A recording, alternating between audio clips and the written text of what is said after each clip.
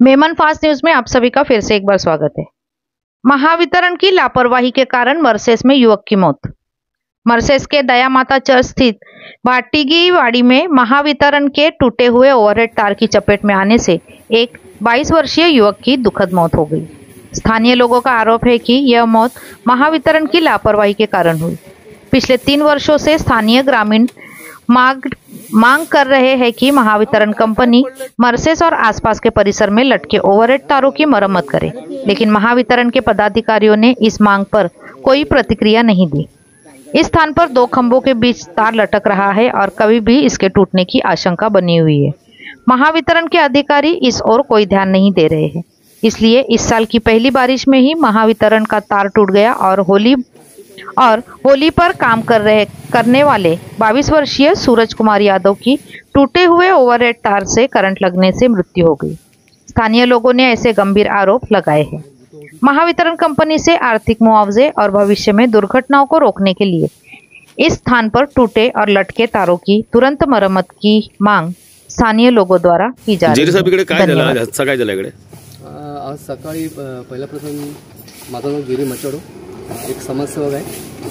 आज या गावातून मला सकाळीच एक फोन आला, तर या ठिकाणी जे एमएससीचे वायर गेलेले आहेत ती वायर तुडून एका मुलाला शॉक करंट लागून तो मृत्युमुखी पडला होता। तर या ठिकाणी येऊन पाहणी केली तर पाहिल्यानंतर त्या मुलाला शॉक लागून एक मराठी यादव कुमार, मुलगाचं नाव काय होतं? सूरज कुमार यादव मुलाचं नाव होतं। इकडचाच आहे का तो? ॲक्च्युली तो व्हीपीचा आहे, पण तो होळी मार्केट आहे ना राऊतवाडी त्या ठिकाणी तो कामाला आहे।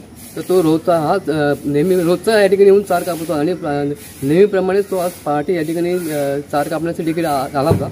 आणि जे या वायरिंग केलेल्या आहेत, ज्याप्रमाणे आपल्या अंगणामध्ये आपण कपडे सुकवण्यासाठी दोऱ्या रस्त्या बांधतात त्याप्रमाणे एमएससीवाल्यांच्या हे संपूर्ण वायरिंग ही अशा झोडण्या ठेवलेल्या आहेत। आणि 3 वर्षापासून गावकऱ्यांनी कंप्लेंट करून सुद्धा या ठिकाणी कोणत्याच प्रकारचं ते ट्रान्सफॉर्मर जे आता बघितलं तिकडे जाऊन ते ट्रान्सफॉर्मर ओपन आहे, त्याची तुम्ही कंप्लेंट केली का नाही?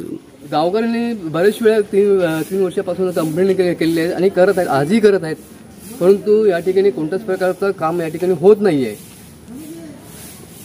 त्यांना काहीच पडलं नाही। आणि एमएससीवाल्यांच्या निष्काळजीपणामुळेच आज या यादव कुमारच्या मुलाचं त्या आज ज्योतप्राण मावळलेली आहे। किती वर्षाचा असेल तो मुलगा 22-23 वर्षाचा होता। 22-23 वर्षाचा होता। तुम्हाला कसं माहित पडला तिकडे त्याला करंट लागला, तो मृत्यू झाली त्याची? कारण ते वायर तुटून पडली ना, या ठिकाणी जे महानगरपालिकेची जी माणसं स्वच्छता दूत ते येतात ना, त्यावेळी त्या लोकांनी गाडी पाहिल्यानंतर त्यांना कळलं होतं की तिकडे कोणतरी माणूस मयत झालेला आहे। तर त्यांनी गावकऱ्यांना सांगितलं आणि गावकऱ्यांनी पाहिल्यानंतर तेव्हा आम्हाला फोन केला आणि नंतर आम्ही 112ला मी फोन करून पोलिसांनी चांगला असा प्रतिसाद दिला।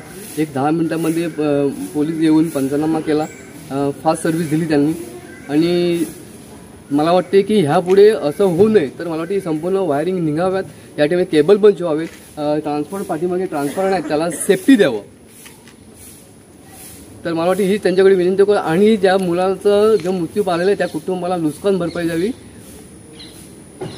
इतकी मी विनंती करतो। जय हिंद, जय महाराष्ट्र। धन्यवाद सर। क्या कहोगे, आज एक जवान लड़का करंट खा के जो करंट लग के उनकी मृत्यु हो गई, उसके बारे में सर क्या बोलना चाहते हो? और आप भी इस गांव में रहते हो, तो सर आपने आज तक कंप्लेंट किया कि नहीं एमएससीबी को? एमएससीबी को बहुत कंप्लेंट किया कि हमारे इधर वायर पे एक सेफ्टी गार्ड नहीं है और हमारा जो लाइन जा रहा है वो बारिश के टाइम में इधर पानी जमा होता है और उसमें सुबह सुबह सब लोग ट्रैवल के लिए निकलते हैं। वो टाइम अगर ये वायर गिर जाता था तो बहुत बड़ा हादसा हो सकता था, तो इसके लिए कुछ न कुछ ऐसा हो रहा है ना।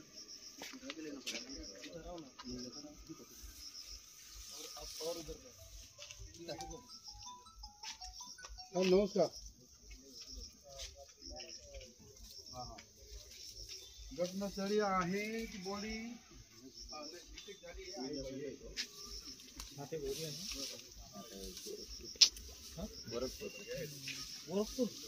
यूपी तो हातगाडी कोणी नाही का रोज कापतो ना, जागा नाही रोज काढतो, रोज कापत असतो। तुझी लाईट तुटलेली होती गावकर, तो कापता त्याने बरं कापले कापल्यानंतर ते उचलाय गेला असेल, त्याला लागू जात का गमून पण येते बाहेर लागला गेला।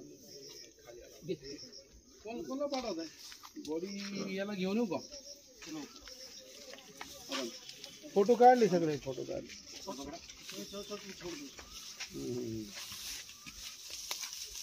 आणि खबर आहे त्याला पाठवून इकडे किती इथे बाहेर पडली अशी दक्षिण उत्तर पूर्व पश्चिम बाहेर पडलेली आहे सर्वे नंबर घेतला काय